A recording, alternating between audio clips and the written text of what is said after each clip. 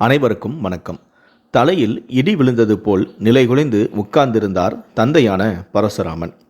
மனைவியான மகாவுடன் வாழ்ந்த 40 ஆண்டு தாம்பத்திய வாழ்க்கை சட்டென இப்படி ஒரு நொடியில் முடிந்துவிடும் என அவர் கனவிலும் கூட நினைத்து பார்க்கவில்லை. சாதாரண காய்ச்சல் என்றுதான் மகாலட்சுமியை மருத்துவமனையில் சேர்த்தார் பரசுராமன். பரிசோதனைகள் செய்ததில் இரத்த ஓட்டம் பாதிக்கப்பட்டு அவருடைய இரு சிறுநீரகங்களும் செயலிழந்து வருவதாகவும், அதனால் மற்ற முக்கியமான உள் உறுப்புகளும் செயலிழக்கும் அபாயம் இருப்பதாகவும் மருத்துவர்கள் சொன்னபோது அதிர்ந்து போனார் பரசுராமன். அறுவை சிகிச்சை செய்தால் அறுவை சிகிச்சையின் போதே மகாலட்சுமி இறந்து போகும் வாய்ப்பும் இருக்கிறது என்றும் டாக்டர்கள் சொல்லும்போதே பரசுராமன் துடிதுடித்தும் போனார்.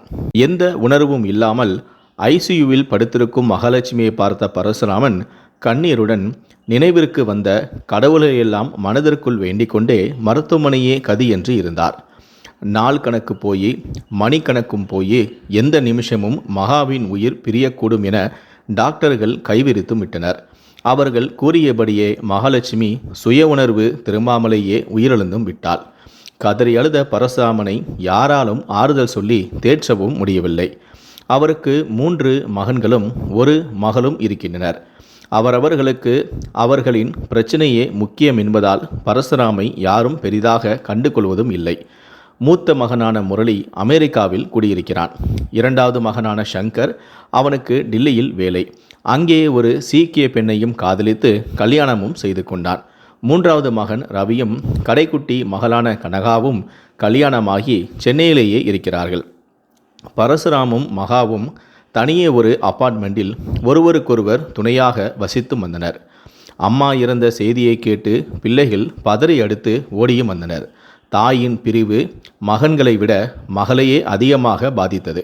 அம்மாவின் உடலை கட்டிப்பிடித்து கதறி அழுதாள் மகளான கனகா. பரசுராம் கண்ணீரை கட்டுப்படுத்த முடியாமல் அழுதும் கொண்டிருந்தார். அவளுடைய இழப்பை அவரால் கொஞ்சம் கூட ஜீரணிக்க முடியவில்லை.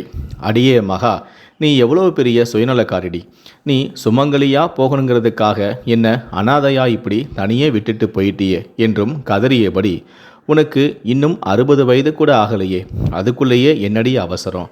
எல்லோரையும் முந்திக்கிட்டு அவசரமாக போயிட்டியே, போகிறது தான் போன, உன்னோட என்னையும் கூட்டிட்டு போயிருக்க கூடாதா என கண்ணீர் விட்டு கதறி கொண்டிருந்தார் பரசுராமன்.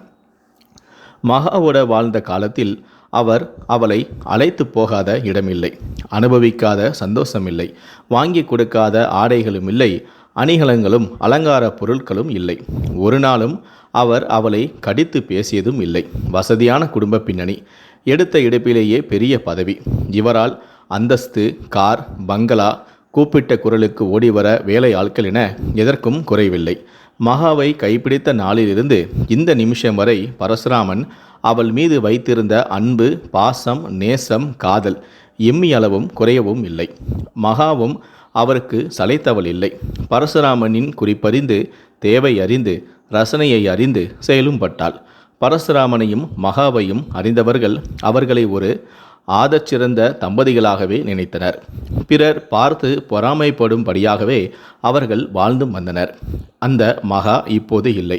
மகாலட்சுமி என்ற அந்த தெய்வம் குடியிருந்த கோவில் இப்போது வெறுமையாகி போயிருந்தது. வாழ்க்கையே சூனியமாக இருந்தது பரசுராமுக்கு. மகாவுக்கு எப்போவுமே மனதிற்குள் ஒரு ஆசை, பூவும் பொட்டுமாக சுமங்கலியாகவே போய்விட வேண்டும் என்று. உங்களுக்கு முன்னாடியே நான் போய் சேர்ந்துடணுங்க என்று அடிக்கடி தன் கணவனான பரசுராமனிடம் கூறுவாள். பரசுராமனுக்கும் மனதுக்குள்ளேயே அதே எண்ணம்தான், மகாவை நல்லபடியாக வழி அனுப்பி விட்டுதான் போக வேண்டும் என்று. அவருக்கு பின் நம் பிள்ளைகள் எப்படி இருப்பர், சூழ்நிலைகள் யாரை எப்படி மாற்றும் என்று யாரால் சொல்ல முடியும் என்றும் அப்போது அவர் நினைத்திருந்தார்.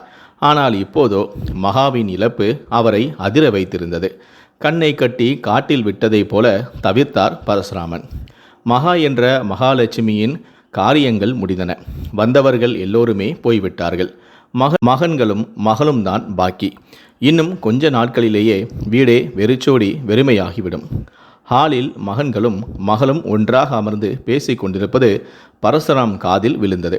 அவரை பற்றி பேச்சு என்பதால் கவனமாக அதை கேட்கவும் ஆரம்பித்தார். அண்ணா, அப்பாவை இப்போ என்ன செய்கிறது? இனிமே அவரை யார் பார்த்துப்பா? அண்ணனை பார்த்தபடி மெதுவாக பேச்சை ஆரம்பித்தான் இரண்டாவது மகனான சங்கர். என்ன பண்ணுறது, அதை தான் நானும் நேத்துல இருந்தே யோசிச்சுக்கிட்டு இருக்கேன் என்று இரண்டாவது மகனான சங்கரின் கேள்விக்கு பதில் சொன்னான் பெரிய அண்ணனான முரளி. அவர்களை பெற்று வளர்த்து ஆளாக்கிய அப்பா இன்று அவர்களுக்கு பிரச்சனையாக தான் தெரிந்தார். இதில் யோசிக்க என்னென்ன இருக்குது, பேசாமல் அப்பாவை நீ ஒரு 6 மாதத்துக்கு உங்கூட அமெரிக்காவை கூட்டிகிட்டு போய் வச்சுக்கோ, அவருக்கும் கொஞ்சம் மனசு ஆறுதலாக இருக்கும், அதற்கு அப்புறமா என்ன செய்யலான்னு முடிவு செய்வோம் என்றான் சங்கர். இதை கேட்டதும் அண்ணனான முரளி, என்னடா பேசுகிற நீ, அப்பா ஏற்கனவே ஹார்ட் பேஷண்ட்டு, ட்ரீட்மெண்ட் வேற எடுத்துக்கிட்டு இருக்காரு, அவரை அவ்வளோ தூரம் கூட்டிகிட்டு போகிறது சரியாக இருக்காது, இங்கே இருக்கும் சூழ்நிலை அவருக்கு ஒத்துக்காது, ஏன் நீ அப்பாவை கொஞ்சம் நாளைக்கு உன்னோட டெல்லிக்கு கூட்டிகிட்டு போயேன் என்று மூத்த அண்ணனான முரளி சொல்ல, சங்கரண்ணா, முரளி அண்ணா சொல்கிறது தான் சரி, அப்பாவை உங்களோட டெல்லிக்கு கூட்டிகிட்டு போகிறது தான் நல்லது என்று கடைசி மகனான ரவியும் கூறினான். என்னங்கடா, என் நிலைமை புரியாமல் பேசுகிறீங்களே, என் மனைவி பஞ்சாபிக்காரி, அவளுக்கு நம்ம ஊர் மாதிரியெல்லாம் சமைக்க தெரியாது, அவள் எதையாவது சமைச்சு போட அப்பா அதை சாப்பிட போய் ஒன்று கிடக்க ஒன்று ஆச்சுன்னா எங்கள் வீடு அவருக்கு சரிபட்டு வராது. பஞ்சாபி மனைவி மீது பழியை போட்டு தப்பித்தும் கொண்டான் இரண்டாவது மகனான சங்கர். அப்போ இதுக்கு என்னதான் தீர்வு? அப்பாவின் நிலைமையை பார்த்து உண்மையான கரிசனத்தோடு கேட்டால் மகளான கனகா. அப்பா இருந்த இருப்பென்ன, வாழ்ந்த வாழ்க்கை என்ன, இப்படி ஒரு நிமிஷத்தில் எல்லாமே மாறிப்போச்சே என்று மனதிற்குள்ளும் கண்ணீர் விட்டாள் கனகா. ரவி அண்ணா, நீ ஒருத்தந்தான் பாக்கி, நீ என்ன சொல்ல போற என்று கடைசி அண்ணன் என்ன சொல்ல போகிறானோ என்ற கவலையோடு அவனை பார்த்து கேட்டாள் மகளான கடைசி பெண்ணான கனகா. என்ன கனகா, ஒன்றும் தெரியாத மாதிரி பேசுகிற, என் மனைவிக்கு இப்போ தான் ஆஃபீஸராக ப்ரமோஷனே கிடச்சிருக்கு, காலை 8 மணிக்கு போனால் ராத்திரி 8 மணிக்கு தான் வீட்டுக்கே வர்றா, ஆஃபீஸ்லேயே அவளுக்கு வேலை அவ்வளவு டைட்டு, பெரிய ஆஃபீஸர் ஆகிட்டதால் பெரிய பெரிய பொறுப்பும் வந்துருச்சு, எனக்கோ ஊர் சுற்றுற மார்க்கெட்டிங் வேலை, என் பொழப்பே நாடிட்டு இருக்குது, இந்த லட்சணத்தில் அப்பாவை நான் எப்படி, வேணும்னா அப்பாவை டீசெண்டான ஒரு முதியோர் இல்லத்தில் சேர்த்துடுவோமா, நல்லா கவனிச்சுப்பாங்க, அப்பாவுக்கும் கம்பெனி கொடுக்க அங்கே நிறைய பேர் அவருடைய வயசில் இருப்பாங்க, நான் நம்ம நேரம் கிடைக்கும் போதெல்லாம் அப்பப்போ அப்பாவை போய் பார்த்துட்டு வரேன், என்ன ஓகேவா என்று கேட்டான். பிரச்சனைக்கு ஒரு தீர்வை கண்டுபிடித்த மாதிரி மற்றவர்களுடைய ஒப்புதலையும் எதிர்பார்த்தான் ரவி.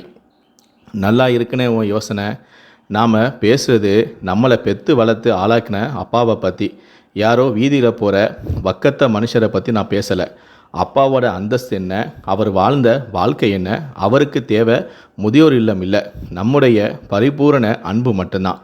அம்மா போன பின்பு தனி மரமாக நிற்கிற அப்பாவுக்கு பிள்ளைங்க நீங்கள் ஆதரவாக இருக்க வேண்டாமா, இப்படி ஆளாளுக்கு சாக்கு சொல்லி நழுவ பார்க்குறீங்களே, நீங்கள் எல்லாம் அவர் பெத்த பிள்ளைங்க தானா, வெளியில் தெரிஞ்சால் வெக்க கேடு, ஆத்திரம் தாங்காமல் கண்ணீருடனேயே கத்திவிட்டாள் கனகா.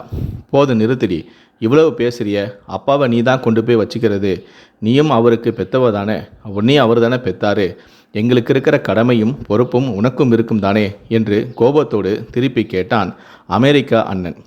அண்ணன் கேட்டது சரி என்பது போல மற்ற 2 அண்ணன்களுமே அமைதியாக இருந்தனர். எனக்கும் பொறுப்பு இருக்குனே, ரொம்பவே இருக்குது, இந்த நிமிஷமே அப்பாவை நான் கூட்டிகிட்டு போக தயாராக இருக்கேன், உங்கள் அப்பாவை இந்த நேரத்தில் தனியாக விட்டுட்டு போகிறது சரியில்லை, அவரை உன்னோட நம்ம வீட்டுக்கே கூட்டிகிட்டு வந்துடுன்னு என் வீட்டுக்காரர் போகும்போது சொல்லிட்டு தான் போனார், ஆனால் தடிமாடு மாதிரி 3 மகன்கள் இருக்கும்போது பொண்ணு வீட்டில் போய் அப்பா தங்கினா ஊர் உலகம் என்ன சொல்லும், இல்லை அப்பாவோட தன்மானம் தான் அதுக்கு இடம் கொடுக்குமா? தங்கை கனகாவின் கேள்விக்கு பதில் சொல்ல முடியாமல் 3 அண்ணன்மார்களும் மௌனமாக இருந்தனர். இப்போ அவசரப்பட்டு எந்த முடிவும் எடுக்க வேண்டாம், நல்லா யோசித்து காலையில் ஒரு முடிவுக்கு வரலாம் என்று பிரச்சனைக்கு தற்காலிகமாக ஒரு முற்றுப்புள்ளி வைத்தான் இரண்டாவது மகனான அண்ணனான முரளி. இதையெல்லாம் கேட்டுக்கொண்டிருந்த பரசுராமன் துடிதுடித்தும் போனார். மறுநாள் காலை அப்பாவை தேடி கையில் ஒரு பெட்டியுடன் கால் டாக்ஸியில் வந்திறங்கிய அந்த பெண்ணுக்கு மகாவின் வயதுதான் இருக்கும். பார்க்க லட்சணமாக இருந்தாள். அப்பா இருக்காரா? மிக உரிமையோடு கேட்டபடி உள்ளே நுழைந்த அவரை வரவேற்று அமரச் சொன்னாள் கனகா. அப்பா, உங்களை பார்க்க யாரோ வந்திருக்காங்க என்று மகளின் குரல் கேட்டு திரும்பிய பரசுராமன், வாங்க யமுனா என்று அந்த பெண்மணியையும் வரவேற்றார். கனகா, இவங்களுக்கு காஃபி கொண்டு வா, அப்படியே முரளி, சங்கர், ரவியையும் வர சொல்லு என்று கூற அனைவருமே வந்து அமர பரசுராமன் பேச ஆரம்பித்தார். அவருடைய முகத்தில் அசாதாரண தெளிவும் உறுதியும் தெரிந்தது. இவங்க பேரு யமுனா என்று அறிமுகப்படுத்திவிட்டு தொடர்ந்து பேசினார் பரசுராமன். யமுனா என்னுடைய பழைய காலேஜ் தோழி.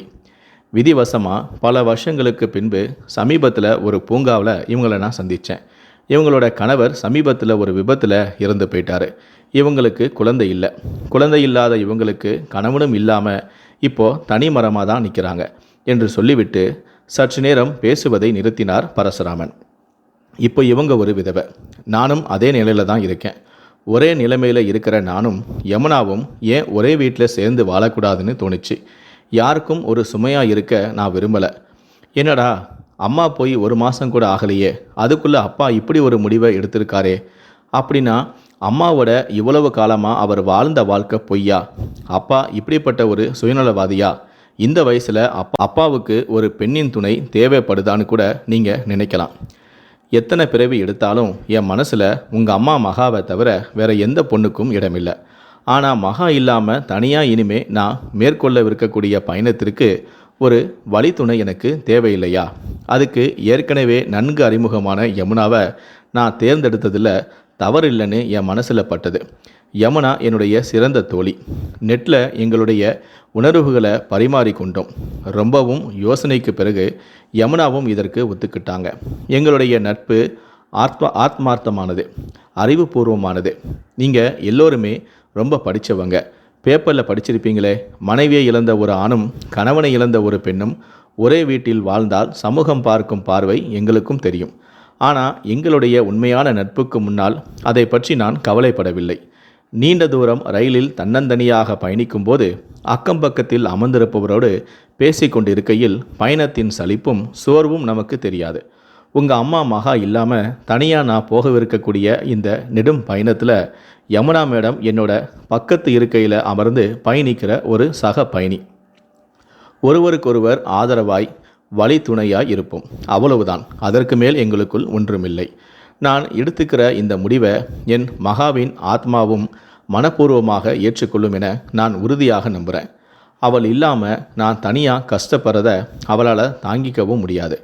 அப்பாவை என்ன பண்ணுறது என்ற கவலை ஏதும் இல்லாமல் இனிமேல் நீங்கள் நிம்மதியாக சந்தோஷமாக உங்களுடைய வேலைகளை நீங்கள் பார்க்கலாம் என்று அப்பா கூறி முடிக்க, ஏராளமான குற்ற உணர்வு மனதை வாட்டினாலும் அப்பா சரியான நேரத்தில் சரியான முடிவை தான் எடுத்திருக்கிறார் என்ற மன நிம்மதி மகளான கனகாவின் கண்ணீரில் தெரிந்தது. இந்த வீடியோவை பற்றிய உங்களுடைய கருத்துக்கள் என்ன அப்படிங்கிறத கீழே கமெண்ட் செக்ஷனில் மறக்காமல் சொல்லுங்கள். முடிந்தளவுக்கு இந்த வீடியோவை மற்றவங்களுக்கும் ஷேர் பண்ணுங்கள். மேலும் இது போன்ற பல வீடியோக்களை பார்க்கணும் அப்படின்னு வச்சிங்கன்னா மறக்காமல் சேனலை சப்ஸ்கிரைப் பண்ணுங்கள். நன்றி, வணக்கம்.